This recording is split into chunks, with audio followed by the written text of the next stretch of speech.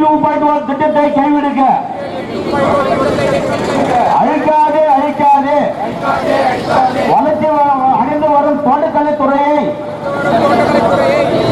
UAT 2.0 திட்டத்தால் அழிக்காதே,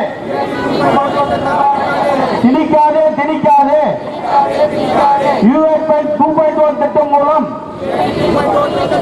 4 துறை பணிகளை தலைவர்களுடன் திணிக்காதே, அழிக்காதே அழிக்காதே. தோட்டக்கலை படிக்கும் மாணவர்களின் எதிர்காலத்தை அழிக்காதே. அமல்படுத்து அமல்படுத்து பழைய UAT திட்டத்தை அமல்படுத்து அமல்படுத்து அமல்படுத்து.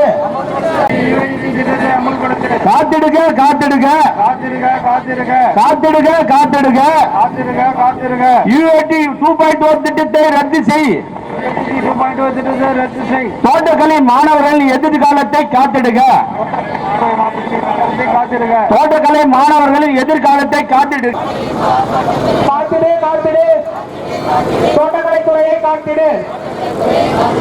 கைவிடுக கைவிடுக. UAT 2.1 திட்டத்தை கைவிடுக. அழிக்காதே அழிக்காதே. தோட்டக்கலை துறையை அழிக்காதே. காக்கட்டும் வெள்ளட்டும் வெள்ளட்டும் திசை. கைவிடுக கைவிடுக. UAT 2.0 கைவிடுக. ரத்து செய் ரத்து செய். UAT 2.0 ரத்து செய். அழிக்காதே அழிக்காதே. தோட்டக்கலைத்துறையை அழிக்காதே. தோட்டக்கலைத்துறையை அழிக்காதே. காத்திடு காத்திடு காத்திடு காத்திடு. தோட்டக்கலைத்துறையை காத்திடு. தோட்டக்கலைத்துறையை காத்திடு. வெள்ளட்டும் வெள்ளட்டும். என்னுடைய பெயர் தினேசன் பிரபு. உதவி தோட்டக்கலை அலுவலராக வேலூர் மாவட்டத்தில் வேலை செய்கிறேன்.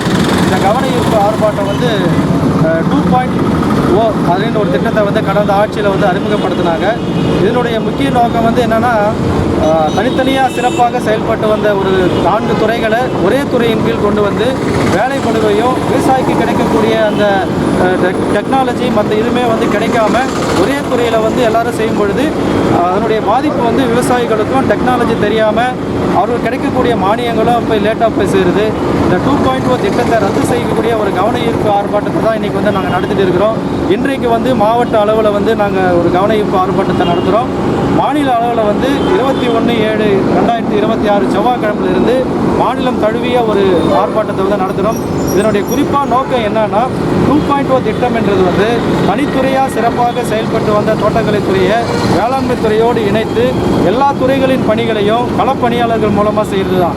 அதாவது ஒரு தோட்டக்கலை விவசாயி மூலியமாக கிடைக்கக்கூடிய அந்த தொழில்நுட்பங்களும் அவர்களுக்கு கிடைக்கக்கூடிய மானியங்களும் கிடைக்காம எல்லா துறை பணிகளையும், குறிப்பாக சொல்லப்போனாக்கா வேளாண்மை துறை, வேளாண் வணிகத்துறை, பொறியியல் துறை, இப்போ தோட்டக்கலைத்துறை, இந்த 4 துறையும் நம்ம எடுத்துகிட்டு போயிட்டு ஒரு விவசாயிகிட்ட சொல்லும் பொழுது அவங்களுக்கு, அதாவது நாங்கள் தோட்டக்கலைத்துறை படிப்பை குறிப்பாக நாங்கள் படிச்சிருக்கிறோம், நாங்கள் போய் எப்படி மற்ற துறைகளினுடைய டெக்னாலஜியோ மற்ற துறைகளினுடைய செயல்பாடுகளோ நாங்கள் சொல்லும் பொழுது அதன் மூலமாக நிறைய குறைபாடுகளும் விவசாயிகளுக்கு செல்லக்கூடிய அந்த திட்டங்களும் சரியாக செல்ல முடியாமல் இருக்குது.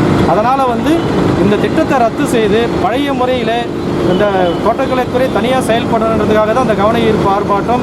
கடந்த ஆட்சியில் கடைசி நேரத்தில் அவசர கதியில் கொண்டு வந்தாங்க இந்த திட்டத்தை. ஆனால் இந்த புதிய ஆட்சி வந்த பிறகு மீண்டும் நாங்கள் அந்த அரசின் கவனத்துக்கு நாங்கள் கொண்டு போகிறோம். ஒவ்வொரு வருஷமும் தோட்டக்கலைத்துறையை குறிப்பான பாடமாக எடுத்து நிறைய மாணவர்கள், ஆயிரக்கணக்கான மாணவர்கள் வெளியில் வராங்க. அவர்களுடைய எதிர்காலமும் வீணாக போவோம், அவங்களுக்கு வேலை வாய்ப்பு இருக்காது. பணி செய்கிற எங்களுக்கும் பணிச்சுமையும் பல்வேறுபட்ட கஷ்டங்களும் எங்களுக்கு இருக்கிறதுனால இந்த துறை தனியாக செயல்படணும்.